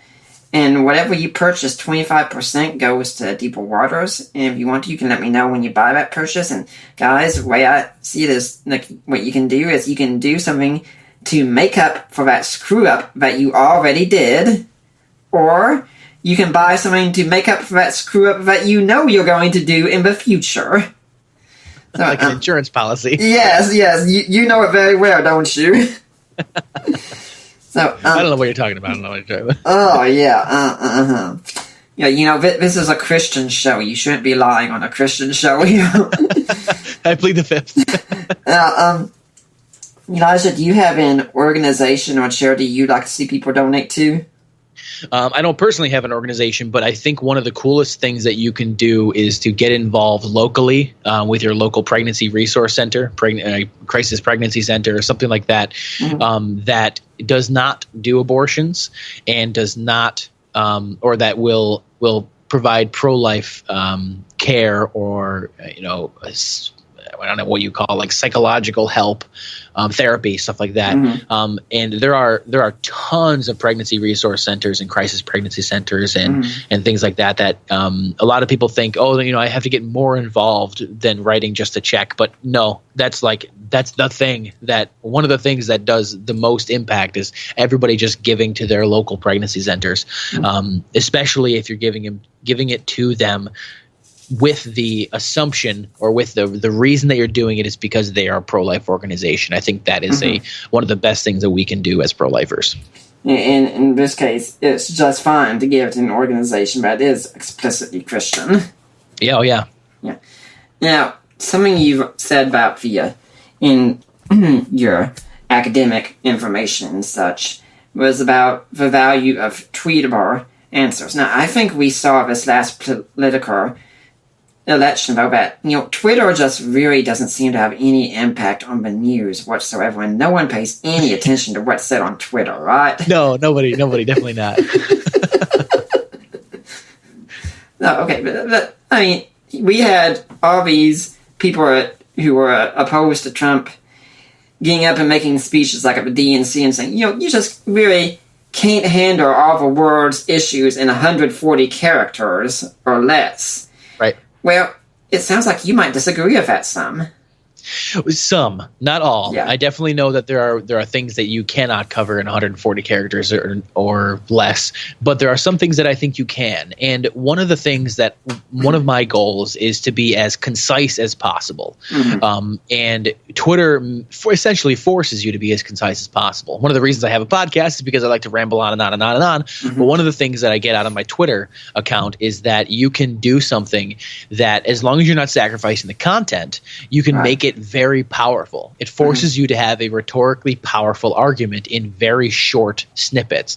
So, for example, one of the tweets I sent out on January 12th was, I said, examine humanity. We all differ in size, intellect, ability, development, location, etc. Question, what makes us equal? Answer, our humanity. Hashtag pro-life. That got a decent amount of response. And I think what that does is it summarizes essentially why we ought to assume or make the pro-life position the default position, because we recognize human life has value, and if the unborn is human, then the unborn life has value. Another thing, like as we were talking about earlier, I responded to the violinist and I said, a more realistic violinist, a very small relative strapped to you because you voluntarily made him dependent upon you and are now obligated to help. Now, as somebody who has an understanding of what the violinist is, they would totally understand what that means. It didn't really get very many responses, but hey, it's a tweetable size response, so that if you were to, it's almost memorizable, right? Where like if someone were to come up and say, well, what do you think about the violinist? Well, here's what I think. And in another tweet, I said, in the violinist analogy, you are bedridden. The violinist is not your child, and you didn't choose to connect to the violinist. It's very basic, very quick responses to what it would otherwise be a very complicated topic to delve into. Granted, with Twitter and with these short responses, you don't get the level of detail that you could otherwise get. However, if someone is willing to talk to you about it, these tweetable size answers make it so that the conversation we could have a conversation for an hour and a half about those 140 characters simply because of how much meat, I guess, is kind of between the lines.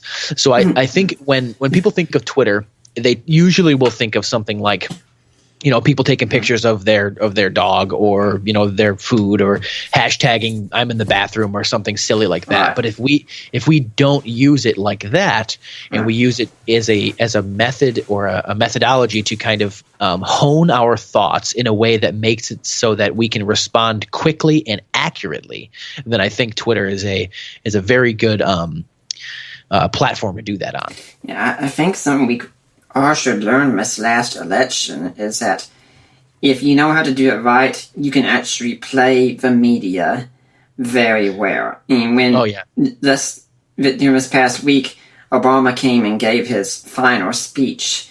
Now, Ali and I have never cared for him at all. And so we said, we are going to watch this speech just so we can enjoy it, realize this is the last one. And I said, I listen to conservative news and such. I'm going to want to hear what people are saying tomorrow about it. But the next day, Trump had a press conference, and no one after that was talking about Obama's speech. And I realized as I thought about that had to be deliberate, and that was a masterful move to get people to not talk about that and talk about what he was saying instead. And I think, why can't we Christians learn how to do this, to make ourselves, what we're talking about, more the centerpiece instead of what everyone else is talking about? Yeah, Donald Trump definitely has that ability to kind of he anything he does, anything he says, the media jumps on it, because I think it's a combination of people loving to hate him and hating that they love him, and so there's a love-hate relationship with everybody that's been paying attention to him, and he just jumps on the front stage with like he said, a single tweet basically overshadowed almost everything that Meryl Streep said about him. Right. Like, Meryl Streep stinks, basically, is all he said. And everybody's like, Donald Trump, Donald Trump, Donald Trump. But, everybody, Meryl Streep, well, we can kind of ignore her now. Yeah. Yeah. And now when we're talking about the use of Twitter, also, I have no doubt you'd probably say that using things like tiny URLs is extremely helpful as well, so you can put a link up to a website as well instead of just a thought. Actually, Twitter has changed their layout so that a URL does not count against your character count. Nice. Yeah, it's within the last couple months that they did that. But I noticed that I think it was like 110 or 120 characters, and then I put a link in there expecting to have to delete some things, but the character count didn't go down. And I was like, oh, yes, now I can put a link in everything. Well, I guess this tells you how much I use Twitter here. Yeah, it's not necessarily for everybody. And Korean had also be that many times Twitter isn't the final grounds that we're supposed to use, more like the starting point. I mean, I don't do Twitter, but too much. I mean, I've got my mindsets that when I write a blog, it tweets out automatically. That's about all I use Twitter for, pretty much. But I always hope my blog isn't going to be the final absolute word. And if it is, it's a sad state of humanity that I, just a simple blogger, seem to be the final authority. I mean, I would hope I have some authority, but I would like to see my blog kind of be like a discussion piece, a start of a conversation and such. And is that the way you would like to use Twitter?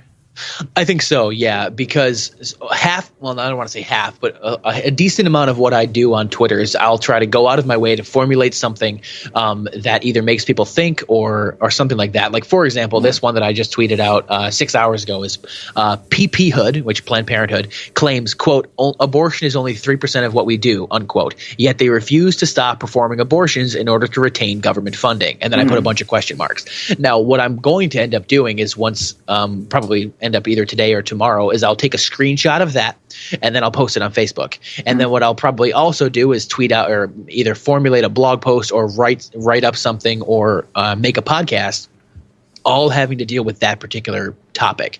So what I'm doing is deliberately making the point to make it so that my thoughts on Planned Parenthood show up on people's news feeds on a fairly regular basis. It's a marketing strategy.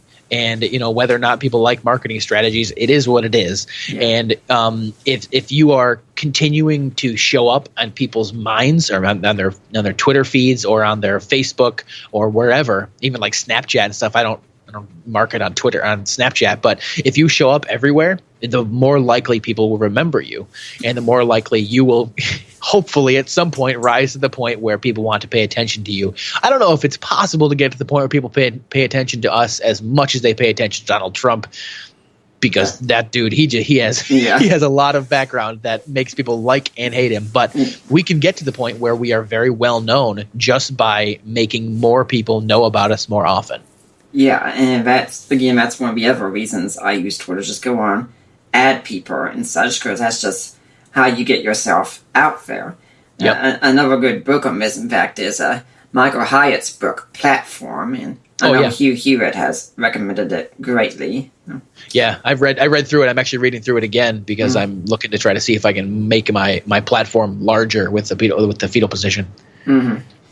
Yeah, and I mean, for me, the great thing for me to do many times is post something on Facebook and then just leave it there. I mean, sometimes I might jump in again, but it's best to me when everyone else just jumps in and they do the debate and discussion themselves. Right.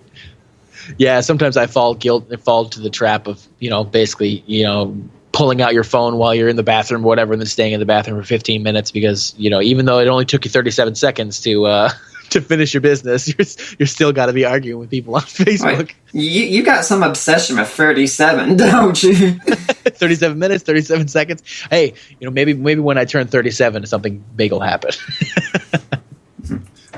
Yeah, when we were talking about how your position, you do come in from a more secular perspective, but what if you were encountering someone who had gone through abortion at this point? I mean, that's probably a good time to drop the secular position and take a more Christian explicitly position, isn't it?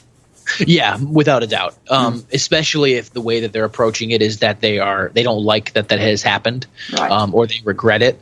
And I think one of the things that we can do as Christian pro-lifers is to tell people who are in that situation is that there's abortion is not a sin that will keep you away from God. It's just not. You have to recognize that it was a sin. In fact, you did do something wrong, and you ask for forgiveness. But there's nothing in the Bible that says that if you committed an abortion, then looks like you're going to hellfire, guaranteed, because there's always forgiveness in Christ for people who have had abortions. And I think that's one of the things that the alternate perspectives don't really offer. Is a hope after the fact or comfort after the fact.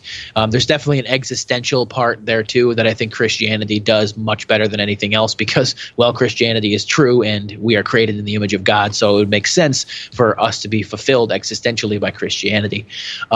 But for like you said, the average kind of everyday discussion about it, I don't typically go about it from a Christian perspective unless someone, of course, wants to talk about it. Then I can talk about what it means to be made in the image of God.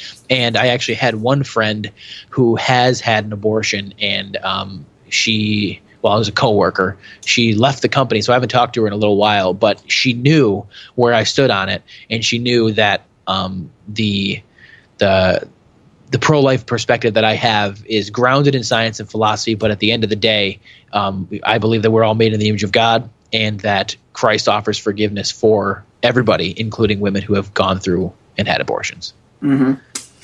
Now, we had Ty Binbo on the show last week, and one of the things he'd said was that there are so many women who have abortions, and one of the things that they've said is if someone had just said to them, please don't have an abortion, they probably wouldn't have done it. Yeah, and I actually really enjoyed that episode where he talked about what the responsibility of the church ought to be, where we should, instead of investing, I think you said something like $10 million in a basketball court or something like that. Yeah, it was $2 million this church invested in a basketball court. Well, yeah. I'm out here in the audience struggling to keep my family going via apologetics ministry. Like, okay, there's a problem here. Yeah, like I think when it comes to where our finances go, that's why one of the things that I like most about my church, I go to a church, it's called Grace Church, and our finances are always laid out very explicitly. what ministries we're giving to, what missionaries and things like that. And there's always the opportunity to propose new ones or get rid of things that aren't functioning correctly. But I like what he was saying about how, I forget the statistics, but he said something like if every church in America offered to do something by way of helping a woman not have an abortion once every season, abortion would stop. And if they succeeded, then abortion would be over. There'd be no more people having abortions because the church was doing its job. And I think that's a combination of both an awesome suggestion, but like a damning evidence against the church, where what are we doing? We're spending $2 million on basketball courts, and where people are who haven't even had contact with the church because we're not reaching out or killing their children. It's a definite a conflict of what we want to do versus what I think God has us here to do. It's reminding me of what we were talking about, starting to show about what with Roe v. Wade and such, because it was back in February or March.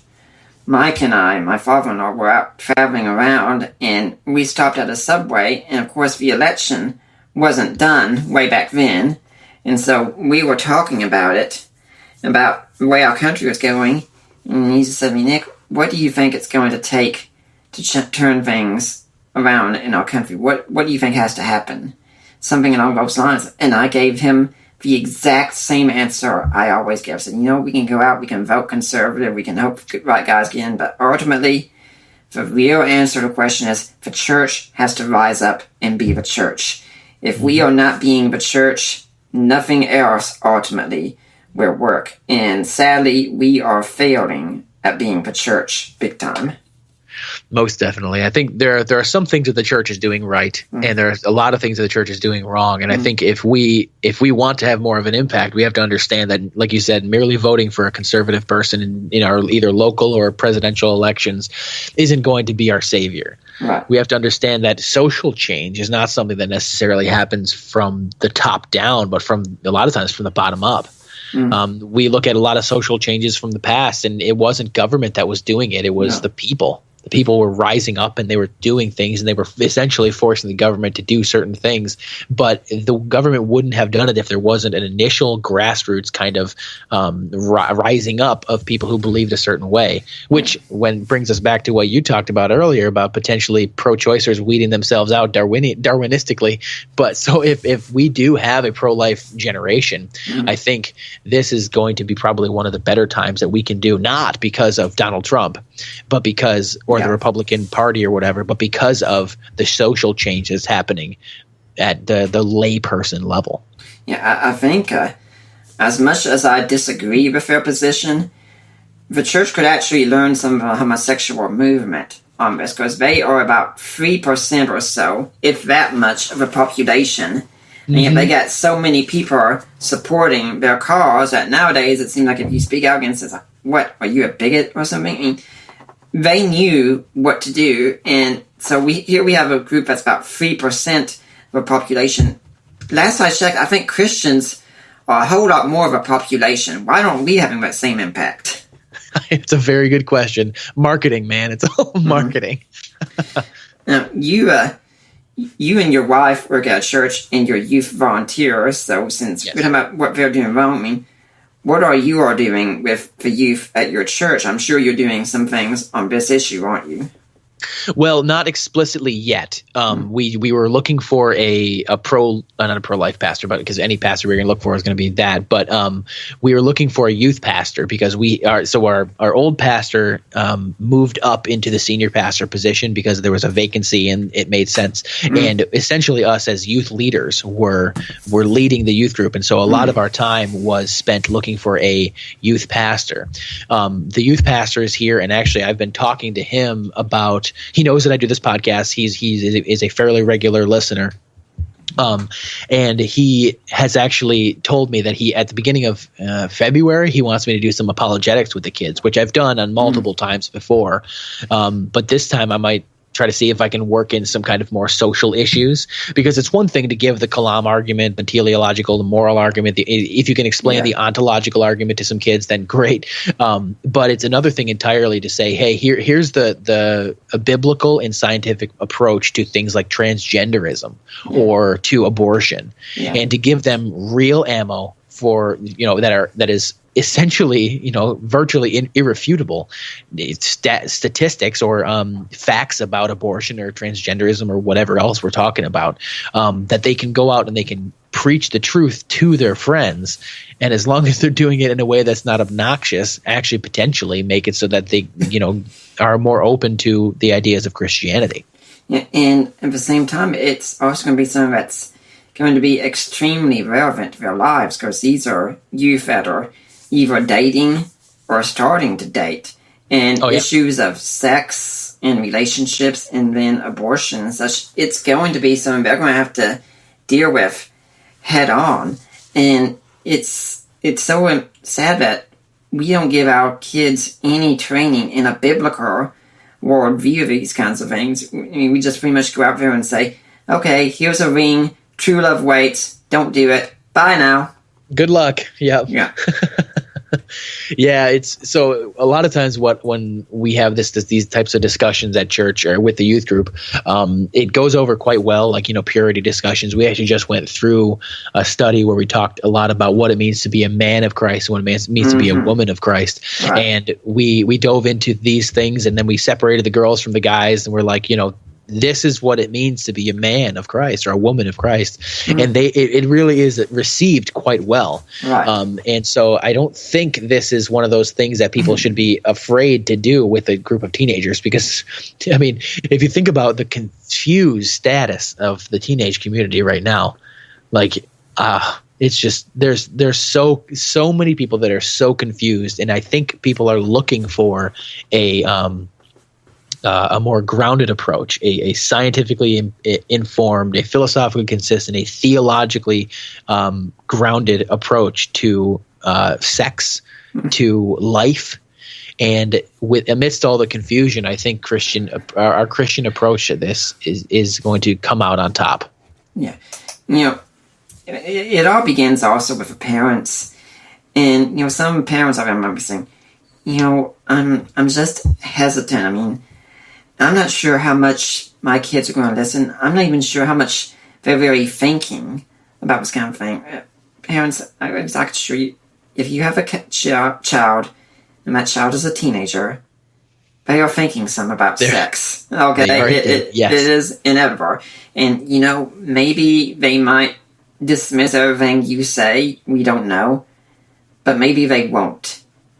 And they need to know where you stand and why you take that route.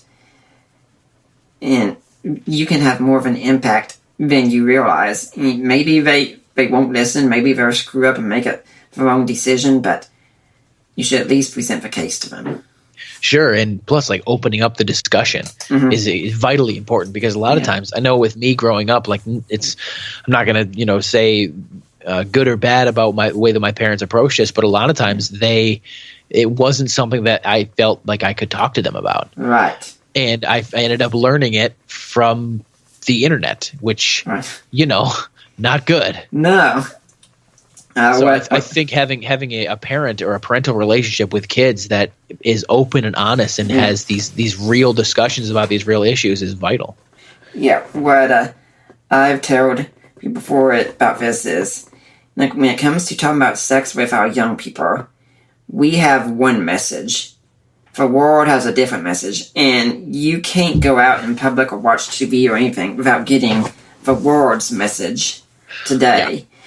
If they are only hearing one side of the story, guess which side they are likely to go with? And as I say that, I can't help but think that all my years of being with church, I can only think of 2 sermons I have ever heard focused on sex. One of them was at a very good church that we went to in Knoxville. We had a pastor come on the show, and that was a great sermon.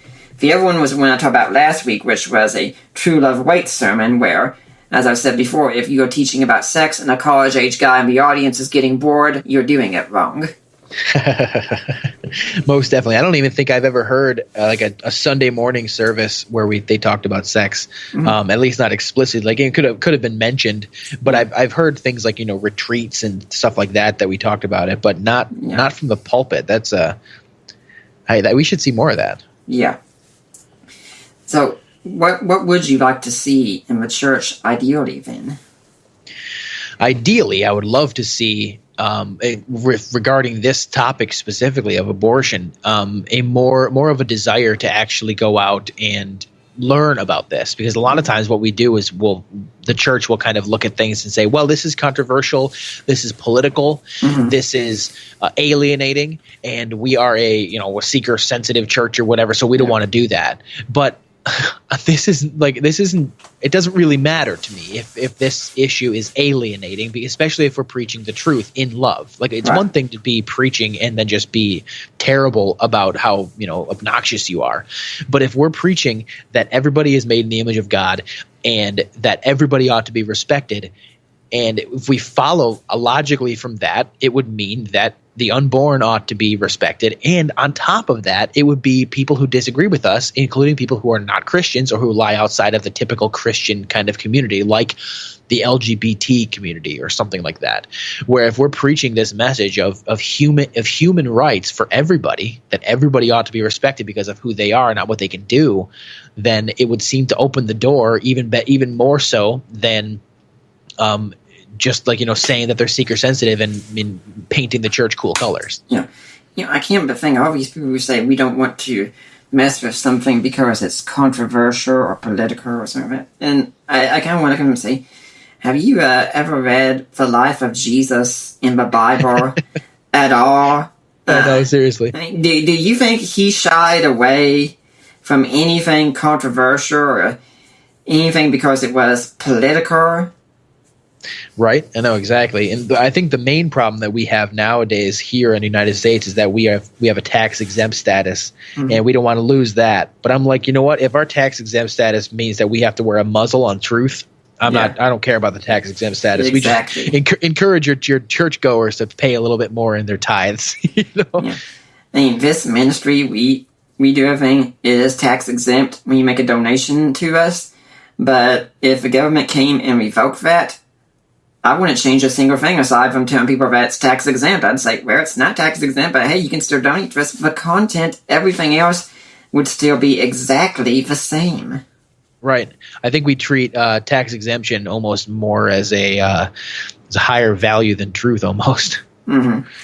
In fact, that could be really the whole problem, that the church doesn't really value truth, and that includes truth, sadly, in the area of abortion itself. Yeah, that could be. I mean, a lot of people that I talk to within the church itself claim to be pro-life, but I don't know how much they believe about it. Like, you can hear people say, well, I'm pro-life, but I would never impose that on anybody else. And I'm like, well, then what does that mean? Like, why are you pro-life? Well, I'm pro-life because it's taking the life of the innocent, unborn human child. And I'm like, oh, so you're okay with people doing that then? Oh, you know what? Good point. Like, I just don't think people think about it too much, because it's one of those things that is kept within the confines of either political debates, which a lot of Christians don't really feel like getting into, or within the confines of a healthcare facility, which, people don't really see that. Yeah, your statement just brought me to think about how so much of what we do, that our church people, they don't even realize they're so affected by the culture. They've brought into this kind of relativistic idea of being so non-judgmental and everything. They don't realize that if you're going to go out there and you're going to teach a Christian gospel, you cannot be relativistic, and to an extent you will have to be judgmental. Right. Yeah, I think a lot of these words nowadays, like judgmental and discrimination and stuff like that, has all this negative baggage. But I'm like, it used to be good to be discriminatory, deciding between good and bad things. It used to be good to have a right sense of judgment. But now it's like everybody, don't be judgmental or discriminatory. It's like, no. I mean, I'm not going to label what I'm doing as judgmental or discriminatory because I know that, triggers you need a safe space. But it's what I'm doing. Like it's what everybody does. Yeah. If they're doing their job as an adult, a discerning adult correctly, they're being discriminatory and they're being judgmental. They say, oh, that's wrong to be judgmental. Well, there you go, being judgmental.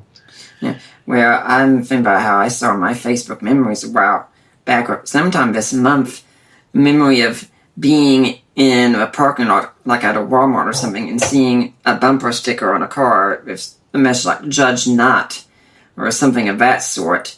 And I said, I wish I could have been out there whenever the person or family who had that car came up there, just so I could have talked to them. Someone says, what would you have said to them? And I said, I would just ask them one question. Did you lock your doors while you were inside shopping? Yep. No, I mean, I think ultimately it comes down to the sad fact that we can't be the church because we haven't educated ourselves into what the church really believes and how to go about doing it. Yeah, I think you're right about that. It's more often, like I think you were saying this in either the last episode or one of the other episodes of your podcast where you don't remember the last time you heard something like you heard a message on the Canaanites. Yes. And you're like, well, when was the last time I had heard actually a historical lesson? Like this is just what happened. Yeah. This is what the truth of theology is that we get from the Bible. Instead, we're all, we read through the entire book of Acts, but nothing about the history of it or where it falls within the history of the church or what exactly happened there or stuff like that. It's just, how do I apply Acts 15 or whatever to my life? Which is good. You can do that. But this foundational understanding of what Christianity teaches is not going to be found by just merely applying these verses, which sometimes are taken out of context, to our lives. Like Jeremiah 29:11. No, definitely, totally apply that to my life. Yeah, it's odd. As soon as you start talking about a verse taken out of context, I was about to say Jeremiah 29:11, and there you went on ahead and went straight with it. Yeah, thanks for stealing my line right there. You're welcome. My pleasure. Well, unfortunately, Elijah, I think we've gotten to the point where we have to start wrapping things up here and such. Do you have a blog or website where people can get in touch with you if they want to find out more? I think you did mention a website, so tell us about what you've got. Yeah, you can go to thefetalposition.com. That's just the podcast website. That's actually not only just the podcast, but it's also the stuff I blog on too. You can find – I don't always blog on only the abortion issues. I blog on apologetics and blog on political philosophy and current events and stuff like that. You can find all of that on thefetalposition.com. There's a couple of tabs at the top that you can go to the show notes or to my blog. You can also find me on Twitter at fetal_position, and you can send me an email if you'd like at fetalpositionpodcast@gmail.com. Okay. If you could leave a final message for Deeper Waters audience, what would it be? Just that we ought to, as human beings, but as the Christian church more specifically, our goal in life is to seek the truth. And if the truth is that abortion is the destruction of an unborn, alive human being, a member of the human family, then it's one of the most atrocious atrocities, if I can use the same word basically twice, in the history of the history of humanity. There are over 1 million abortions per year on average, and if we as people, as Christians, don't stand up for this and talk about the reality of what abortion actually is, then it will continue. And this is it. I don't think this is something that I can just sit down and let continue.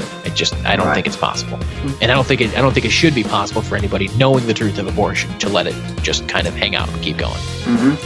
Well, Elijah, I'd like to thank you for coming on. Hopefully we'll see you back here again sometime. My pleasure. Thank you, Nick.